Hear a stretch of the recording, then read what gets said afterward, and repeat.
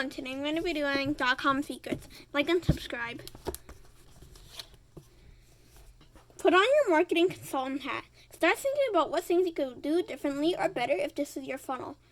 How could you tell your story differently to make it even more attractive? What things could you add to the offers and upsells to make them even more irresistible? If you start thinking like this, you'll be working out on your marketing brain, which will make it easier for you to start building your own funnels.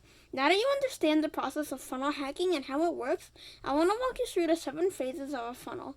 As you're going through the funnel hacking process, start to notice each phase as you experience them inside other people's funnels. So he's talking about how, once you model other people's funnels, you want to see, how can you make them more better and more irresistible. And now he's going to, talk about the phases of a funnel. And so, Apartment Prescription is the book that my mom got their 50 apartments in 7 years. And Asset Kids is a book that teaches kids how to connect their parents. And they're both on Amazon, so you can buy them there. Okay, I hope you like that. If it did, like and subscribe. Bye.